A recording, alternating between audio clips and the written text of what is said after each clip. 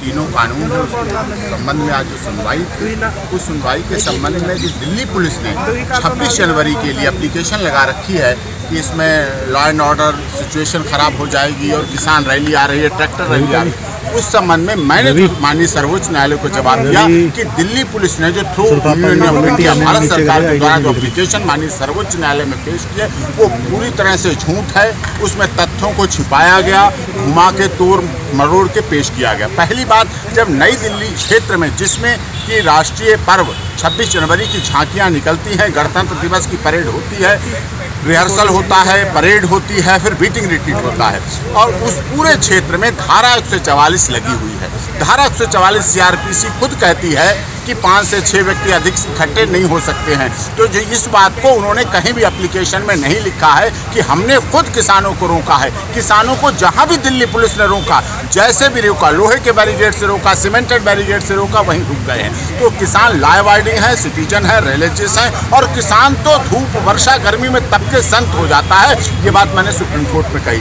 दूसरी बात जो सबसे बड़ी महत्वपूर्ण है, सीजीआई की भी बात बताएंगे, पहले मैं अपनी बात कर दूँ, मतलब डिफेंस काउंसिल ना, किसानों की तो बात कर लेंगे।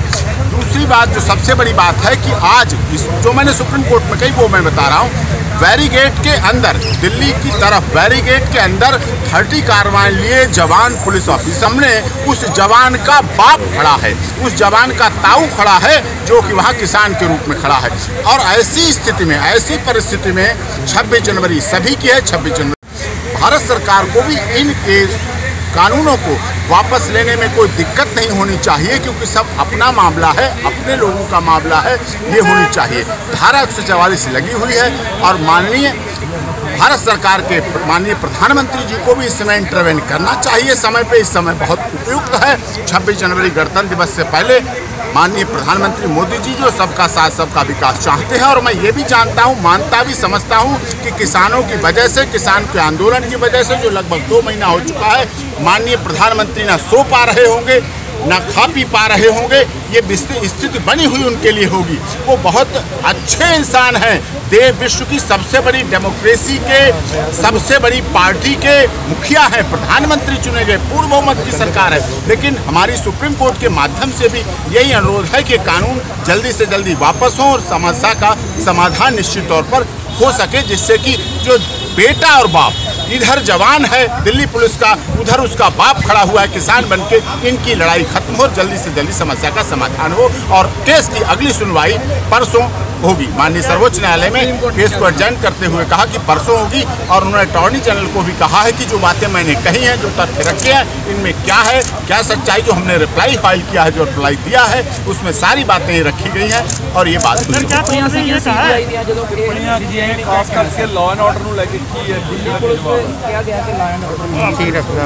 देखिए, लॉ एंड ऑर्डर मेंटेन का काम करना सीजीआई साहब ने कहा और वो सत्य भी, अटल सत्य है कि Delhi police law and order maintain करे।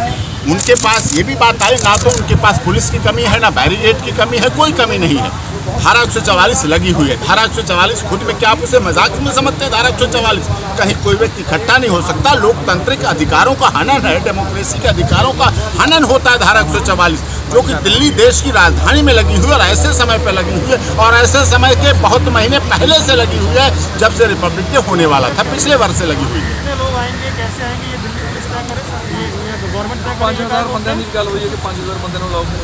वो कह रहे हैं कि कुछ अलाउ किए जाएं, कुछ। अब देखिए, 400 से 500 तो किसान संगठन है इस देश में कहे जाते हैं।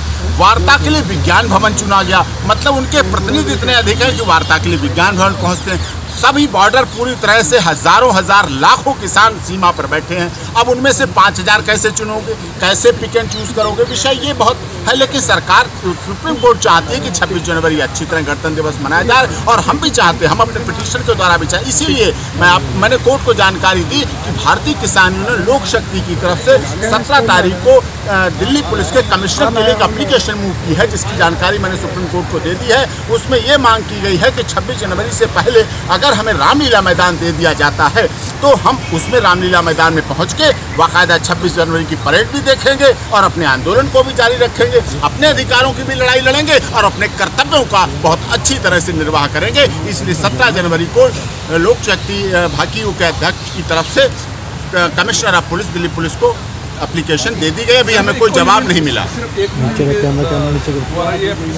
आज मुझे नोटिस हाँ एक यूनियन के द्वारा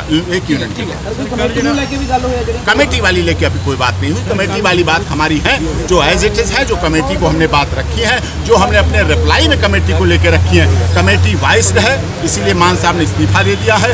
वो कमेटी के तीनों सदस्य निष्पक्ष नहीं है, राजनीतिक दल से प्रेरित है, संबंधित हैं।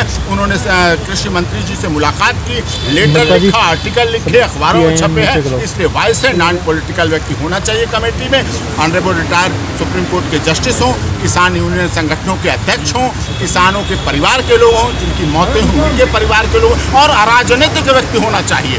किसान का मामला है, विश्वास में आप लीजिए, अगर विश्वास में आप नहीं लेंगे, अगर राजनीतिक व्यक्तियों को रखेंगे तो छींटाकशी होगी, तो विभेद पैदा होगा, जिससे समस्या बढ़ेगी, समाधान की तरफ नहीं निकलेगी। ये दौर इस समय ऐसा चल रहा है कि भारत के किसानों की समस्या का समाधान होना चाहिए, उनका निर्णय जो होना चाहिए, और माननीय सर्वोच्च न्यायालय से देश के सभी किसानों को और भारत सरकार से देश के सभी किसानों को बहुत ही आशा है।